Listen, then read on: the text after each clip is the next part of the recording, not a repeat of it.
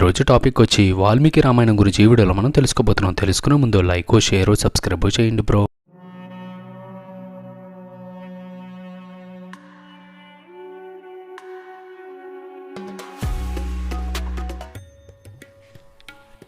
భూమి మీద రావణుడు అనే రాక్షసుడు బ్రహ్మ వద్ద వరాలు పొంది దేవతలను జయించి మునులను వేధిస్తున్నాడు. వానికి దేవ, గంధర్వ, యక్ష, రాక్షసుల వల్ల చావు లేదు. దేవతల ప్రార్థనలు మన్నించి శ్రీ మహావిష్ణువు వానిని హతం చేయడానికి నరుడై జన్మించనున్నాడు. అది అయోధ్య నగరం రాజధానిగా కోసల దేశాన్ని ఇక్ష్వాకు వంశపు రాజైన దశరథుడు పాలిస్తున్నాడు.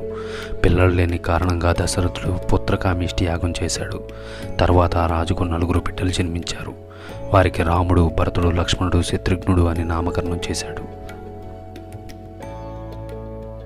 అంతేకాక శ్రీ మహాలక్ష్మి సీతగా అయోనిజై జనక మహారాజు ఇంట పెరుగుతుంది.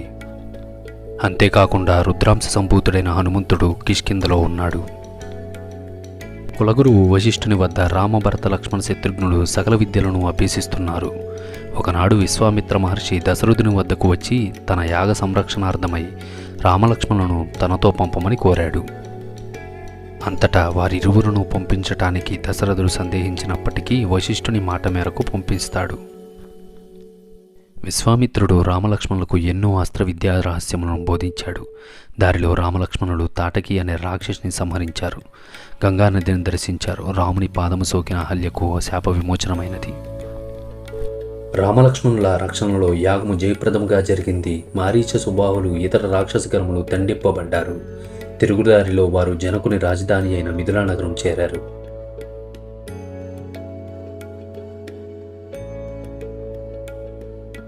అక్కడ సీతా స్వయంవరంలో రాముడు శివుని విల్లు విరిచి సీతకు వరుడయ్యాడు.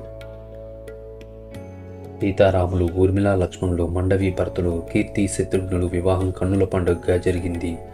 తిరుగుదారిలో రాముని ఎదిరించి పరశురామునకు తాము ఇద్దరు విష్ణు స్వరూపులే అని తెలిసింది.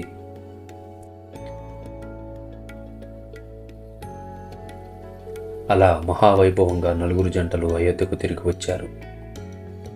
దశరథుడు రాజ్యభారాన్ని పెద్ద కొడుకైన రామునికి అప్పగింపాలని సంకల్పించాడు. పట్టాభిషేకానికి సర్వము సిద్ధమైనది. అంతటా వేడుకలు జరుగుతున్నాయి. రాముని సవతి తల్లి అయిన కైకేయి దశరథుడిని 2 కోరికలు కోరింది. భరతుడు పట్టాభిషేకము, రామునకు 14 ఏళ్లు వనవాసము. రాముడు తండ్రి మాట నిలబెట్టడానికి వనవాసానికి బయలుదేరాడు. రామునితో పాటు ఆత్మయ్య అయిన సీత, నీడ అయిన లక్ష్మణుడు వనవాసానికి బయలుదేరారు. దారిలో గూడైన నిషేధరాజు వారిని గంగను దాటించాడు. రామునికై విలిపిస్తూ అయోధ్యలో దశరథుడు మరణించాడు. భరతుడు సైన్యంతో అడవికి వెళ్ళి, నీకు చెందవలసిన రాజ్యం నా వంటి అల్పుడు పాలించలేడు. నా తల్లి తప్పును మన్నించి అయోధ్యకు తిరిగి వచ్చి మమ్మల్ని అందరినీ ఏలుకో అని ప్రార్థించాడు. తండ్రి మరణవార్తను విన్న రాముడు దుఃఖించాడు. కానీ తండ్రి మాట నిలబెట్టడం మన కర్తవ్యం. వనవాస దీక్ష ముగియవలసిందే అని నిశ్చయించాడు. అప్పుడు భరతుడు, 14 సంవత్సరాల తర్వాత నీవు అయోధ్యకు రావడం ఒక్కరోజు ఆలస్యమైనా నేను ప్రాణాలు త్యజిస్తాను. అంతవరకు నీ పాదుకలను సింహాసనంపై ఉంచి నేను రాజ్యపాలనను నిర్వహిస్తాను అని అయోధ్యకు తిరిగి వెళ్ళాడు. సీతారామ లక్ష్మణులు మందాకిని తీరాన చిత్రకూటం అనే సుందర ప్రదేశంలో ఒక పర్ణశాల నిర్మించుకొని జపతపాది కార్యక్రమాలను నిర్వహిస్తూ కాలం గడుపుతున్నారు. సీతారామ లక్ష్మణులు మహర్షుల ఆశ్రమాలను దర్శించి పెదప గోదావరి నదీ తీరాన పంచవటి వద్ద పర్ణశాలను నిర్మించుకొని అక్కడ నివసింపసాగారు. అయితే అక్కడకు శూర్పణఖ అనే కామరూపి అయిన రాక్షసి వచ్చి రామలక్ష్మణులను మోహించి సీతను తినేయడానికి సిద్ధమైంది. లక్ష్మణుడు ఆమెకు ముక్కు, చెవులు కోసి పంపాడు.